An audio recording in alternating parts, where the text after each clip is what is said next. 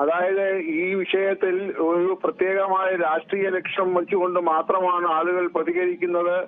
പ്രതിപക്ഷം ആ തരത്തിലാണ് പ്രക്ഷോഭങ്ങൾ നടത്തുന്നത് എന്ന് പറയുന്നത് മുഴുവൻ ശരിയല്ല. സ്വാഭാവികമായി ഒരു ഗവൺമെന്റിന്റെ ഭാഗത്ത് വീഴ്ചകൾ ഉണ്ടാകുമ്പോൾ, പ്രത്യേകിച്ച് ആരോഗ്യ മേഖലയെ പോലുള്ള മേഖലയിൽ വീഴ്ചകൾ ഉണ്ടാകുമ്പോൾ ജനങ്ങൾ വൈകാരികമായി പ്രതികരിക്കും എന്ന് പറയുന്നത് കേവലം സ്വാഭാവികമാണ്. ഇവിടെ നോക്കണം, ഇവിടെ മാർക്സിസ്റ്റ് കമ്മ്യൂണിസ്റ്റ് പാർട്ടിക്ക് അകത്തുള്ള ആളുകൾ പോലും, അവരുടെ സ്വന്തം ജില്ലയിൽപ്പെട്ടവർ പോലും ഇവരൊരു MLA പോലും ആകാൻ യോഗ്യതയില്ല എന്ന് പറഞ്ഞപ്പോൾ അതിന്റെ ആ ഗൗരവം ആവണിയെ പോലുള്ള മാധ്യമ പ്രവർത്തകർ കാര്യമായിട്ടെടുക്കണം.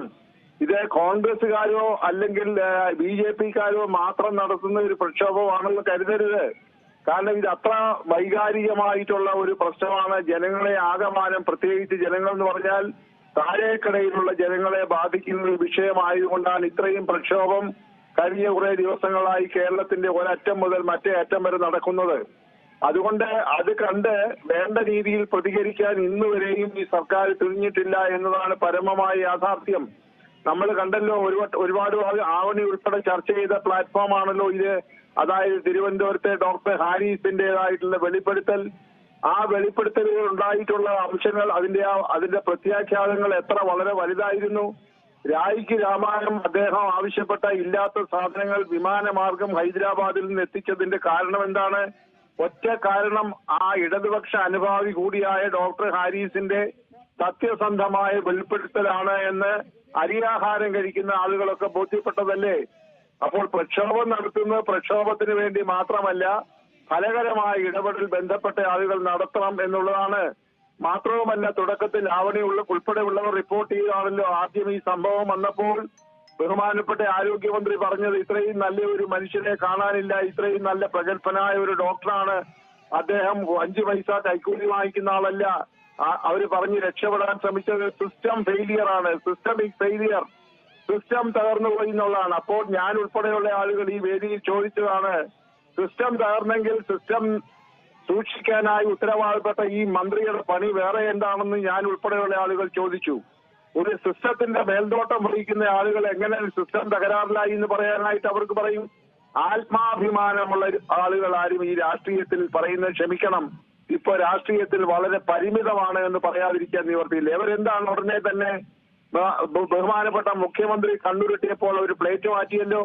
അപ്പോൾ ഈ രാഷ്ട്രീയ നേതൃത്വം എന്നൊക്കെ പറയുന്നതിനകത്തൊന്നും ആത്മാഭിമാനത്തിന്റെ പ്രശ്നമില്ല, ജനനന്മയുടെ പ്രശ്നമില്ല. ഇത്രയും സംഭവം ഉണ്ടായിട്ട് ഇപ്പോഴും ഓരോ ദിവസവും ആവണിയെ പോലുള്ള മാധ്യമ പ്രവർത്തകർ പുറത്തുവിടുന്ന റിപ്പോർട്ടുകൾ നോക്കണം. പല സർക്കാർ ആശുപത്രിയിലും 50-60 വർഷമായ കെട്ടിടങ്ങൾ ഇപ്പോഴും ഇന്നോ നാളെ വീഴത്തക്കവണ്ണം ഇപ്പോഴും നിൽക്കുന്നുണ്ട്. ദൂരെയൊന്നും പോകണ്ട, താങ്കളും ഞാനും പാർക്കുന്ന തിരുവനന്തപുരം തലസ്ഥാന നഗരിയിൽ ജനറൽ ഹോസ്പിറ്റലിന്റെ കോമ്പൗണ്ടിലേക്കൊന്ന് പോയി ദയവായി നോക്കണം. അവിടെ ഇപ്പോ താമസിയാതെ മറിഞ്ഞു വീഴാൻ സാധ്യതയുള്ള ആശുപത്രി കെട്ടിടങ്ങൾ അവിടെ ഉണ്ട്, ഇപ്പോൾ ഉപയോഗിക്കുന്നതാണ്. അത് മറിഞ്ഞു വീഴുന്നതിന് ശേഷം അത് ഉപയോഗിക്കാതിരിക്കുകയാണെന്ന് പറയുന്ന അപഹാസ്യമായിട്ടുള്ള വിശദീകരണമായി രാഷ്ട്രീയ നേതാക്കന്മാർ ഇപ്പോഴും മുന്നോട്ട് വരുമ്പോൾ ജനം പ്രതികരിക്കും. രാജി കൊണ്ട് എന്ത് നടക്കുമെന്ന് ആവണി ചോദിച്ചു.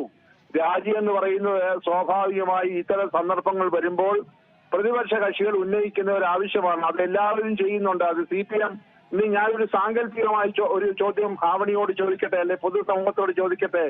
ഇപ്പോൾ യഥാർത്ഥത്തിൽ ഇത് സാങ്കല്പിക ചോദ്യമാണ്. UDF ആണ് അധികാരത്തിൽ ഇരുന്നത് എന്ന് കരുതുക, എന്ന് സങ്കല്പിക്കുക. UDF അധികാരത്തിലിരുന്ന UDFന്റെ ഒരു ആരോഗ്യമന്ത്രിയോട് ഇപ്പോഴത്തെ മാർക്സിസ്റ്റ് പാർട്ടിയുടെ യുവജന സംഘടനകളും വിദ്യാർത്ഥി സംഘടനകളും എങ്ങനെ പ്രതികരിക്കുമായിരുന്നു എന്ന് ഒരു ചോദ്യം ഞാൻ സാങ്കല്പികമായ ചോദ്യം ചോദിച്ചിട്ട് ആ ഭാഗം ഞാൻ വിടുകയാണ്. അതിന്റെ ഉത്തരം പൊതുസമൂഹം നൽകട്ടെ ആവണി. അപ്പോൾ അവിടെ നമ്മൾ കാണേണ്ട ഒരു കാര്യം, പ്രക്ഷോഭത്തെ നമുക്ക് തള്ളിപ്പറയാൻ ഒക്കത്തില്ല. ഈ രാജിവെക്കണമെന്ന് പറഞ്ഞുകൊണ്ടൊന്നും രാജിവെക്കാൻ പോകുന്നില്ല. കാരണം ഈ അവസാന നിമിഷം വരെയും ഈ കസേരയിൽ അള്ളിപ്പിടിച്ചിട്ടുണ്ട്. ഒരിക്കലും ഈ ഒരു കസേരയിൽ ഇരിക്കാൻ ഈ പറയുന്ന കക്ഷികൾക്കാർക്കും അവരുടെ ആയുസ്സിൽ സാധിക്കുമെന്ന് തോന്നുന്നില്ല. ആ തരത്തിലുള്ള വ്യക്തിമുദ്ര പതിച്ചവരാണ് ഇപ്പോൾ VN വാസവനും, അതുപോലെ തന്നെ ഈ ശിവൻകുട്ടിയും, അതുപോലെ ബിന്ദുവും, അതുപോലെ എല്ലാവരുടെയും കൂടെ പേര് പറയാൻ സമയമില്ല, അതുപോലെ തന്നെ ആരോഗ്യമന്ത്രിയും ഒക്കെ ഈ തരത്തിൽ അവരെ സംബന്ധിച്ചിടത്തോളം ഇനിയും 10 മാസം ഈ കസേരയിൽ എങ്ങനെയും അള്ളിപ്പിടിച്ചിരിക്കും. അതുകൊണ്ട് രാജിവെക്കണമെന്നോ പറയുന്നത് രാജിവെച്ചു എന്നുള്ള പ്രതീക്ഷ കൊണ്ടൊന്നുമല്ല. പക്ഷേ ഒരു കാര്യം കൂടെ ഞാൻ പറഞ്ഞ് പൂർത്തീകരിച്ച ആവണി, അതായത് ഈ പ്രക്ഷോഭങ്ങൾ ഇത്രയും നടത്തിയിട്ടും വളരെ ജാഗ്രതയോടുകൂടിയുള്ള ഒരു പ്രതിപ്രവർത്തനം സർക്കാരിന്റെ ഭാഗത്ത് നിന്ന് മറ്റ് മേഖലകളിൽ ഉണ്ടായിട്ടില്ല. ഇപ്പോഴും ഗ്രാമപ്രദേശങ്ങളോട് ചേർന്നുള്ള പ്രൈമറി ഹെൽത്ത് സെന്ററുകളിലും താലൂക്ക് ആശുപത്രികളിലും യാതൊരു തരത്തിലുള്ള പരിഹാര ക്രിയകളും ചെയ്യുന്നില്ല. മരുന്നില്ലാത്തടത്ത് മരുന്നെത്തിക്കാൻ ശ്രമിക്കുന്നില്ല. ആശുപത്രികളിലെ മറ്റ് സൗകര്യങ്ങളില്ല. എന്തൊരു ദയനീയമാണ് തിരുവനന്തപുരം മെഡിക്കൽ കോളേജ് പോലെ സ്റ്റാർ ആശുപത്രിയിൽ രോഗികൾ മെത്തയുടെ കട്ടിലിന്റെ അടിയിൽ കിടക്കുന്നു, ഇടനാഴികളിൽ കിടക്കുന്നു. ഒന്ന് ആലോചിച്ചു നോക്കൂ. അതിനൊന്നും ഒരു പരിഹാരം കാണാൻ എന്ത് നടപടികളാണ് ഈ കഴിഞ്ഞ ഒരാഴ്ചയായി ഇത്രയും വലിയ പ്രക്ഷോഭമുണ്ടായിട്ട് സർക്കാർ എടുത്തിരിക്കുന്നത്? അപ്പൊ സക്രിയമായ രീതിയിൽ സർക്കാർ ഇടപെടാതിരിക്കുന്നിടത്തോളം കാലം പ്രതിപക്ഷവും അല്ലെങ്കിൽ സാധാരണ ജനങ്ങളും പ്രതികരിക്കും. അതുകൊണ്ട് ഈ രാജിവെക്കണം എന്നൊക്കെ പറയുന്നത് വേണമെങ്കിൽ അത് ആലങ്കാരികമാണെന്ന് പറഞ്ഞോളൂ. പക്ഷേ ഈ പ്രക്ഷോഭത്തെ അടിച്ചമർത്തണമെന്നുണ്ടെങ്കിൽ വളരെ ക്രിയാത്മകമായി ഈ സർക്കാർ ഈ മേഖലയിൽ ഇടപെടുന്നുവെന്ന് ജനങ്ങളെ ബോധ്യപ്പെടുത്തണം. അത് ബോധ്യപ്പെടുത്തിയാൽ മാത്രം പോരാ, ചെയ്യണം. കാരണം ഇത് മനുഷ്യന്റെ ജീവനെ ഇട്ട് ഇങ്ങനെ പന്താടാൻ പാടില്ല. ഇത് സാധാരണ പോലുള്ള PWD പോലുള്ള ഒരു വകുപ്പല്ല, സിവിൽ സപ്ലൈസ് പോലുള്ള ഒരു വകുപ്പല്ല. ഇത് ജനങ്ങളുടെ ജീവനെ ഇട്ടാണ് പന്താടുന്നത്. അതിന് സാധിക്കുന്നില്ലെങ്കിൽ ഈ ആരോഗ്യമന്ത്രിക്കൊന്നും ഇനി ഒരു നിമിഷം പോലും അഭിമാനം ഉണ്ടെങ്കിൽ ആ കസേരയിൽ ഇരിക്കാൻ പാടില്ല.